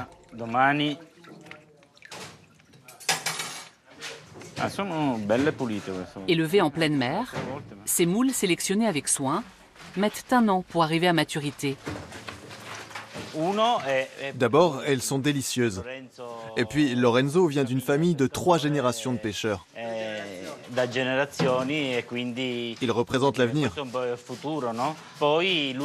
Il fournit une qualité constante toute l'année, et ça, c'est très important. Moi, je choisis de faire travailler Lorenzo pour qu'il puisse développer son entreprise et rester à Venise. C'est très important de nous soutenir car le secteur est en crise. D'abord parce que la mer ne parvient plus à fournir en raison de la surpêche. Mais aussi parce qu'il y a des moules qui viennent par exemple de Grèce à des prix très très bas, entre 30 et 40 centimes du kilo. Alors que chez nous, pour produire 1 kilo de moules, ça coûte entre 50 et 60 centimes. Donc les restaurateurs sont ma force. Ciao, a presto, alla prossima, quando vuoi. Aspetto. Ciao, grazie. Ciao, ciao. Calogero est convaincu que le nouveau visage de Venise passera par l'économie du locavore, qui privilégie les produits locaux. Et c'est sur la terre ferme, en face de Venise, qu'il vient chercher ses légumes bio. Sì, benissimo. Guarda qua. Domenico Maffeo pratique la permaculture. Sous cette serre, ce maraîcher fait pousser une dizaine de variétés de tomates. Regardez cette tomate. Elle est bien rouge. Elle n'est pas congelée. Elle ne vient pas de Hollande ou d'Espagne. Elle est produite ici. La saveur est très douce. Aucune acidité. Ça, c'est de la qualité. Les tomates bio de Domenico coûtent bien sûr un peu plus cher que les tomates d'importation. Mais la qualité est à ce prix. Le risque de tous les mouvements de masse, et en particulier du tourisme de masse à Venise, c'est malheureusement de baisser la qualité. Pour contrer cela, il faut faire des choix courageux, aller à contre-courant. C'est important pour notre futur, celui de l'humanité, pas seulement celui de Venise. Le choix de la qualité est la bonne voie pour notre futur. Et voilà, Calogero. Je t'ai mis ici tout ce dont tu peux avoir besoin. Ça vient directement des champs, c'est tout frais. Alors, il me faudrait des concombres, ils sont beaux, des courgettes et aussi quelques aubergines. D'accord, quelques aubergines. Retour à Venise, où le restaurant de Calogero va bientôt ouvrir. Il s'est installé il y a 3 ans au rez-de-chaussée de ce palais, qui au XVIIIe siècle fut le siège de l'ambassade de France à Venise. Elle eut d'ailleurs pour secrétaire un futur personnage illustre, le jeune Jean-Jacques Rousseau. On peut dire qu'il est un peu le grand-père de l'écologie. L'écologie est née avec Rousseau. Elle dérive de la Révolution française, de la liberté. Pour nous, ça a une signification forte.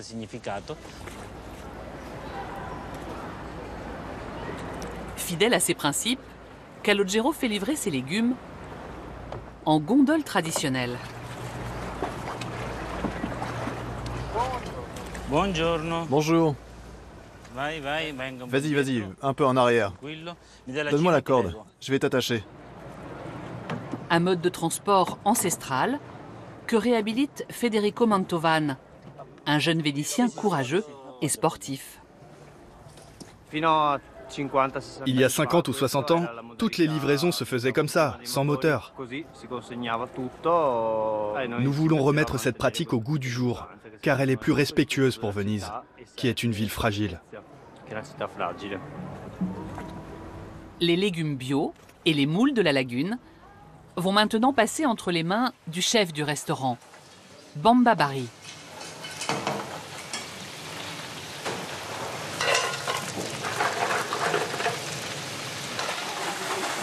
Originaire du Sénégal, Bamba a eu le coup de foudre pour Venise et sa cuisine il y a 20 ans. Il va réaliser une de ses spécialités, la coschiera. Un mélange de pâtes fraîches maison, de fruits de mer et d'épices de son pays. C'est un chef sicilien qui m'a dit, pour les pâtes, à la fin de la cuisson, il faut mettre un tout petit peu d'huile d'olive. Comme ça, ça devient plus lumineux et plus beau à voir. Hop, là. Ça manque pas de couleur. Ouais.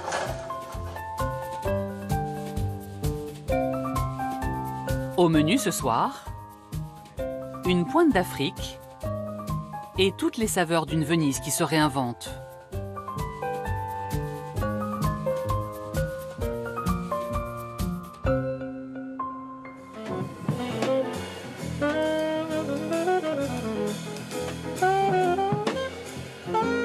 Grâce à ses choix engagés, Calogero a fait de son restaurant un des lieux désormais incontournables de la Cité des Doges.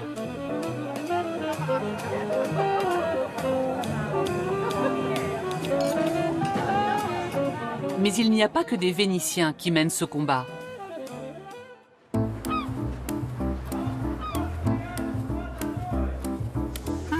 Le lendemain matin, au pied du pont du Rialto, Cécile Rousset commence sa journée. Cette Française, installée à Venise depuis 10 ans, vient de créer une agence de voyage pour partir à la découverte de la Venise authentique, celle des habitants et des artisans. Elle prépare un nouvel itinéraire et a rendez-vous ce matin dans cette boutique de masques traditionnels. Bonjour, je suis Cécile. On s'est parlé au téléphone. Bonjour, enchantée. Voici mon royaume. Ce sont mes masques. Tout mon travail est là. Et donc tout est fait à la main? Oui, je fais tout à la main de A à Z. Et chaque masque est unique. Marie-Lisa est l'une des dernières représentantes de cet artisanat typiquement vénitien qui demande un grand savoir-faire. Ce n'est pas de la feuille d'or 24 carats, mais c'est une feuille qui reste très brillante. Je n'utilise pas de 24 carats, car ce serait trop coûteux et invendable.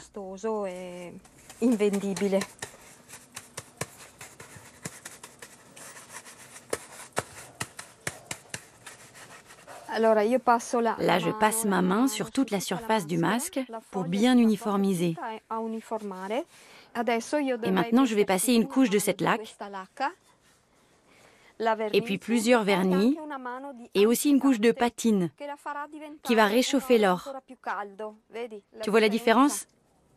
Je suis en train de chercher un peu des nouveaux partenaires, un artisan, un vrai artisan, qui puisse montrer quel est le travail du masque, comment on fait un masque à la main. Voilà, c'est ça un peu notre but, de faire le lien entre qui visite et qui vit, et de faire ce trait d'union en fait.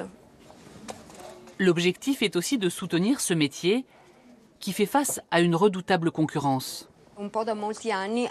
Depuis pas mal d'années, nous sommes envahis de produits chinois, albanais, de toutes les parties du monde. Alors bien sûr, cette concurrence me fait peur. Mais en même temps, je suis sûre qu'il y a des gens qui savent encore apprécier le travail des vrais artisans. Marie-Lisa met un point d'honneur à transmettre l'histoire des masques du carnaval. Ça, c'est la bauta. C'est vraiment le masque le plus vénitien de tous. Il est en papier mâché. C'est le masque qui te rend anonyme. Et si tu écoutes ma voix, elle change quand je le mets sur mon visage. Autrefois, les carnavaliers étaient habillés tout en noir, avec le tricorne, la cagoule et le long manteau.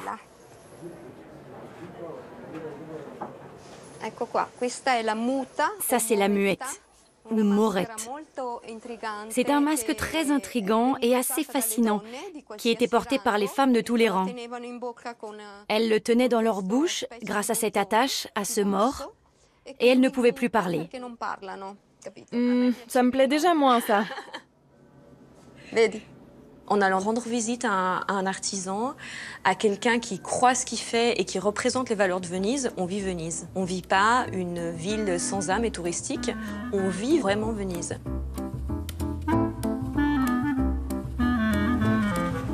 Vivre Venise, pour Cécile, c'est aussi découvrir des quartiers méconnus, sortir des circuits habituels de visite.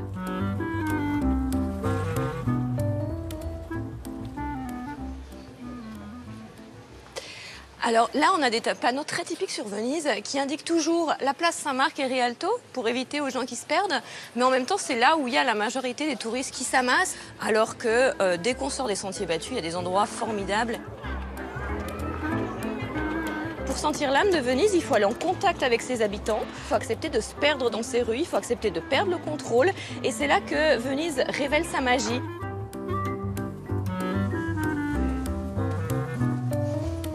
Elle nous conduit dans le quartier de Santa Croce, où elle a déniché une pépite.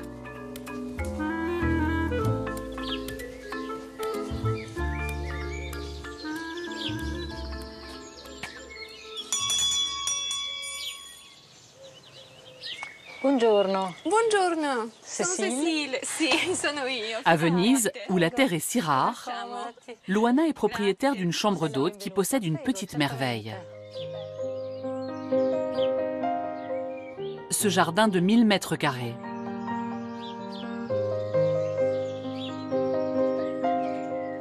Grenadiers et bananiers s'y épanouissent, loin de la frénésie de la ville. Luana y fait aussi pousser ses légumes. Autrefois, à Venise, toutes les maisons et les cloîtres des églises possédaient des potagers comme celui-ci, dans lesquels on cultivait les légumes. Le terrain à Venise est particulièrement salin. Il favorise la croissance des légumes et leur donne un goût un peu spécial. C'est vrai qu'on a du mal à s'imaginer quelque chose comme ça à Venise, donc ça vient un peu casser les clichés en quelque sorte.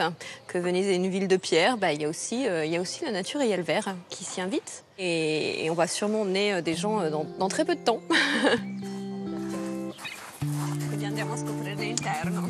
Venise recèle bien d'autres adresses secrètes comme celle-ci. Prego. Permesso, grazie. Et pour les voyageurs les plus aventuriers, Cécile a déjà une autre idée en tête. Elle aimerait mettre en valeur un trésor de la lagune. l'île de Burano, à 40 minutes de bateau de Venise.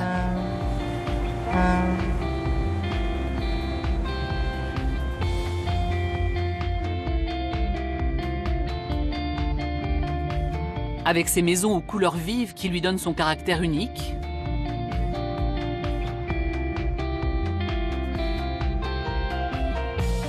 ses petits canaux, comme à Venise, et Saint-François, son église du XVIe siècle, au clocher curieusement penché. Burano mérite que l'on s'y attarde.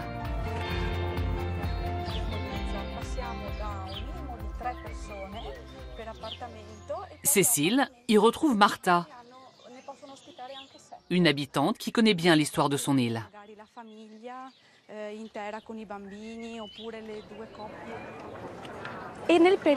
En hiver, il y a toujours eu beaucoup de brouillard à Burano.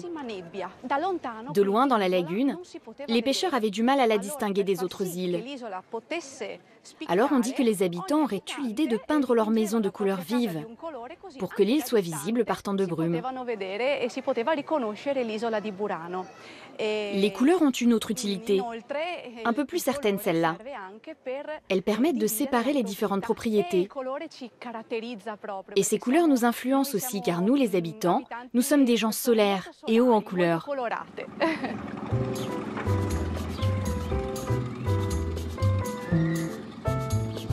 Cette île, qui vit encore essentiellement de la pêche, est restée très authentique.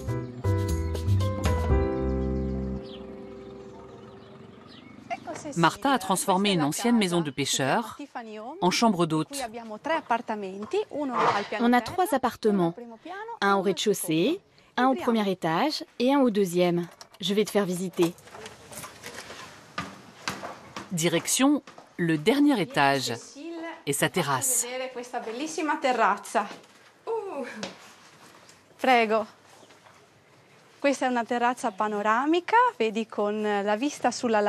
Le linge qui sèche, ça fait partie du décor typique de Burano. Je suis fascinée par l'endroit qui est très accueillant, qui est une maison tout en hauteur comme les maisons typiques et très colorées de Burano.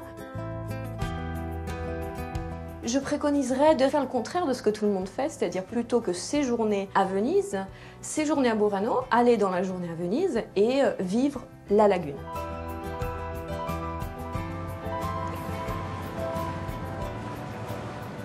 De retour à Venise, Cécile a un dernier rendez-vous. Dans un lieu où personne ne pénètre habituellement. Cet atelier de fabrication de gondoles, qu'on appelle ici un squero. Il a été fondé il y a 136 ans. Ciao. Ciao. Elena? Elena, piacere. Le Squero Tramontine est une institution à Venise. Elena représente la 5e génération et elle est la première femme à le diriger. Ici, c'est la partie mise à l'eau. Et là-bas, c'est l'atelier où l'on construit et rénove les gondoles. Voici ma sœur Elisabeth. Ciao, ciao, ci siamo sentite, ciao. Là, elle est en train de faire quelques retouches sur la partie qui se trouve à l'avant. Dans cet atelier se transmettent les secrets de fabrication de ces bateaux qui sont le symbole de Venise. Pour construire une gondole, il faut 8 essences de bois. Chacun a sa particularité. Par exemple, pour la plateforme où se tient le gondolier,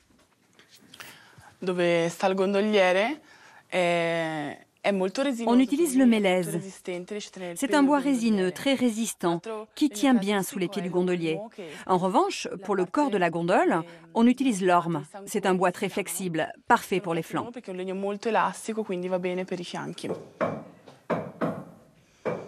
La gondole vénitienne a une particularité. Elle est le seul bateau au monde à ne pas être symétrique.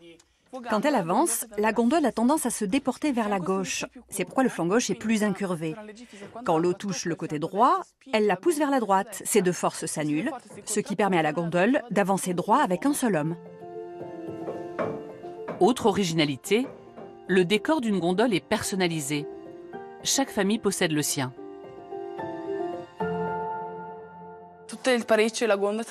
Tout l'habillage a été dessiné par le père du gondolier. La gondole est vraiment un objet personnel qui te représente. C'est ça qui est beau. Elle a quelque chose de magique et de romantique que n'ont pas les autres bateaux.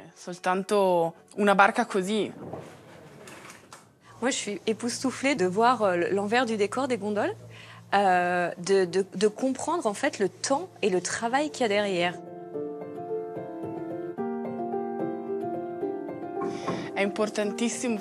C'est très important de montrer que Venise n'est ni une vitrine, ni un parc d'attractions.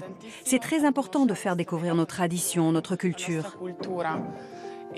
L'artisanat vénitien a toujours été un élément très présent dans notre histoire. C'est une de nos forces. Elena et sa sœur ont repris cet atelier familial il y a 2 ans, après la mort brutale de leur père, Roberto. Depuis, elles tiennent l'activité à bout de bras, dans un contexte difficile. Alors pour elles, chaque gondole livrée est une petite victoire.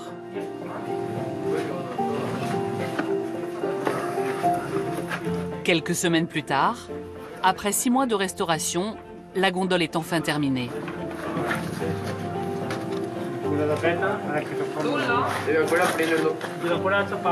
Au prix de longs efforts, cette embarcation de 500 kilos est remise à l'eau.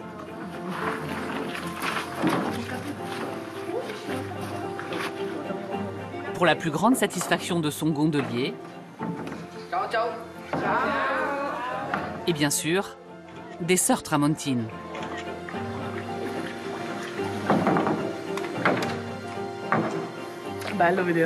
C'est beau de la revoir voguer sur le canal, avec ses décorations, avec le gondolier. C'est un très beau spectacle. Symbole d'une Venise qui ne plie pas face aux difficultés, la gondole part rejoindre le Grand Canal et ses magnifiques palais.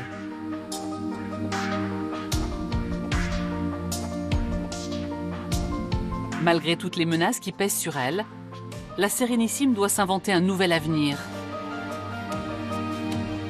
Pour Venise, le monde d'après a déjà commencé.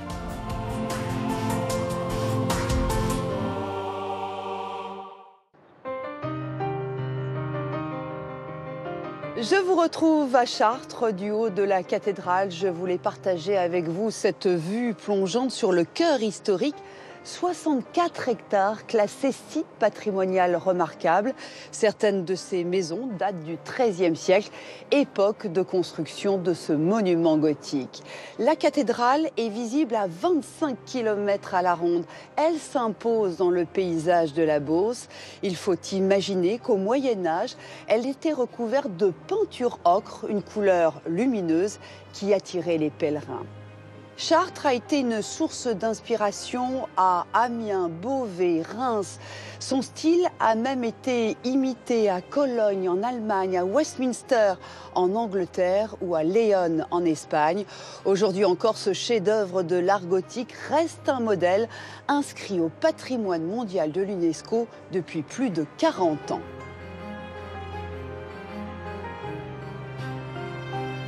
Voilà, c'est la fin de ce numéro des Racines et des Ailes. Avec Patrick Charles, Hélène Frandon, Jean-Luc Orabona et toutes les équipes techniques et éditoriales. Je vous souhaite à tous une excellente fin de soirée sur France 3. Bonsoir.